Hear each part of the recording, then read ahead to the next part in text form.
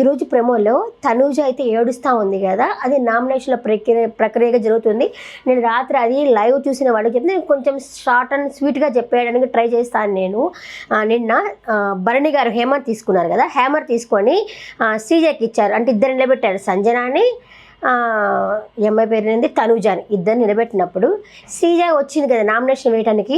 ఈ శ్రీజ వీళ్ళంతా and team owners అనే టీం బయట మాట్లాడుకొని వచ్చి వాళ్ళని బాడికి ఉండేవాళ్ళు, రెంట్కు ఉండేవాళ్ళని కుమ్మడిగా దాడి చేస్తున్నారు అనిపిస్తుంది. మాస్క్ మ్యాన్ అయితే ఒక్క మాట హద్దు తీరే మాట్లాడాడు. అసలు అమ్మాయిని నోటుకు వచ్చినట్టు మాట్లాడనిపించింది. ఒక్క మాట మీద అందరు పొలోమని వచ్చేస్తున్నారు అమ్మాయి మీదకి.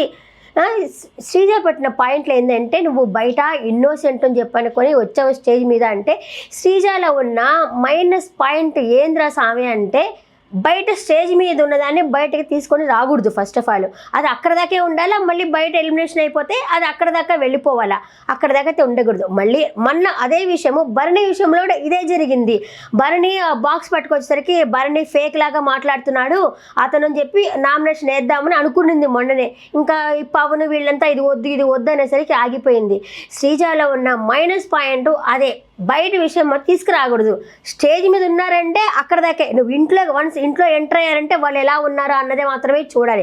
నేను కూర విషయంలో కూడా ఫస్ట్ ఆఫ్ ఆల్ ఏం జరిగింది అంటే, బంగాళాదుంప ఫ్రై చేయాలనుకున్నారు. ఒక్కొక్కరు వచ్చి దాంట్లో అది కలిపి ఇది కలిపి అది కలిపెట్టి ఇలా కలిపెట్టి కూరని చెడగొట్టుకుంది ఓనర్సే. మళ్ళీ ఆ బ్లేమ్ అంతా తీసుకెళ్ళి వేసింది తనూజ మీద. మేము వస్తుంటే వెల్కమింగ్ లేదు, నువ్వు ఒక రకంగా మాట్లాడుతున్నావు, ఒక రకంగా చూస్తున్నావు అంటే, మామూలుగా ఆ అమ్మాయి అలాంటి అమ్మాయి మీన్స్ కొంతమంది ఇంట్రోవర్ట్ ఉంటారు, కొంతమంది బాగా గలగలా మాట్లాడేవాడు, అంటే కొన్ని అలాగే అరిచే వాళ్ళు ఉంటారు, ఒక్కొక్క రకంగా ఉంటారు. ఈ తనుజని చూసుకుంటే కుకింగ్ జాతిరత్నాల్లో కూడా వచ్చింది. ఆ అమ్మాయి ఒక రకంగా ఎమోషనల్లే ఉంటుంది. అమ్మాయి మూడ్ స్వింగ్స్ ఉంటాయి, అందరూ ఒకే విధంగా ఉంటారు కదా, అలా ఉండింది.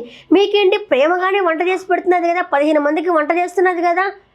అదే కాకుండా ఫస్ట్ భరణి వచ్చి హేమర్ తీసుకున్నప్పుడు భరణి గారు మీ పాయింట్లు కరెక్టే సంజన, నేను నామినేషన్ వేయట్లేదు, ఎందుకంటే ఆల్రెడీ నామినేషన్లో ఉంది, నేను తనూజని వేస్తున్నాను ఆ నామినేషన్ అని చెప్పింది. అప్పుడు భరణి గారు ఒక మాట అడుగుండొచ్చు, నువ్వు నా పాయింట్లు కరెక్టే అని ఏకీభవించినప్పుడు ఇంకొక అమ్మాయిని ఎలా నామినేషన్ వేస్తావు అని భరణి గారు అడుగుండొచ్చు. కానీ ఆయనైతే అడగలేదు, ఎందుకంటే ఆయన ఒక రేలంగి మామయ్య, ఒక శివాజీ అన్న, అందరూ బాగుండాలి, అందరిలో మనం ఉండాలి, అందరూ రండి కలగొలకు కూర్చొని ఇక్కడ పిక్నిక్ ఆడుకుందాం అన్నట్టుంటాడు భరణి అన్న.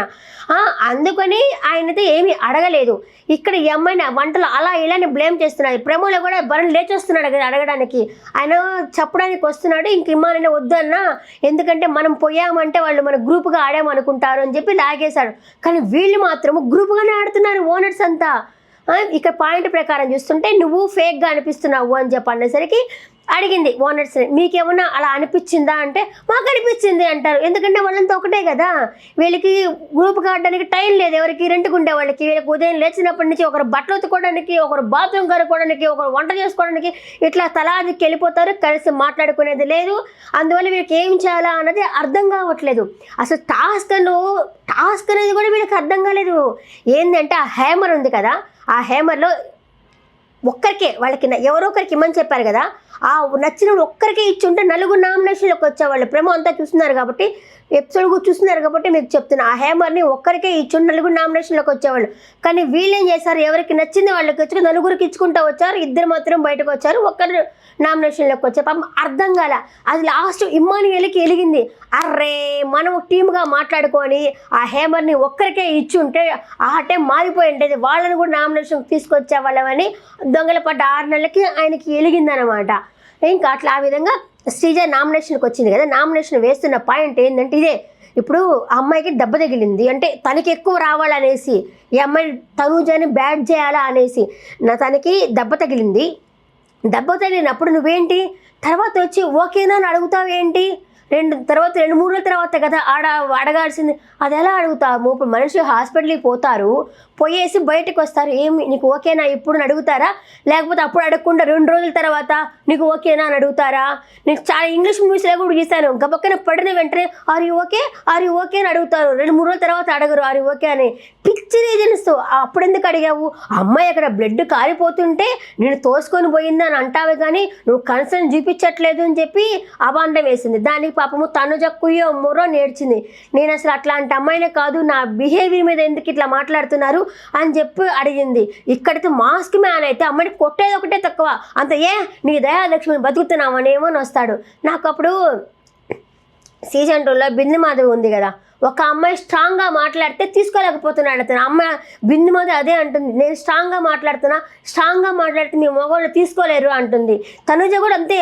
ఒక్క అమ్మాయి నలుగురు ఊకమ్ముడిగా దాడి చేస్తుంటే అందరికీ సమాధానం చెప్పింది. పాపం తనుజ అయితే సూపర్ అనిపించింది నాకైతే.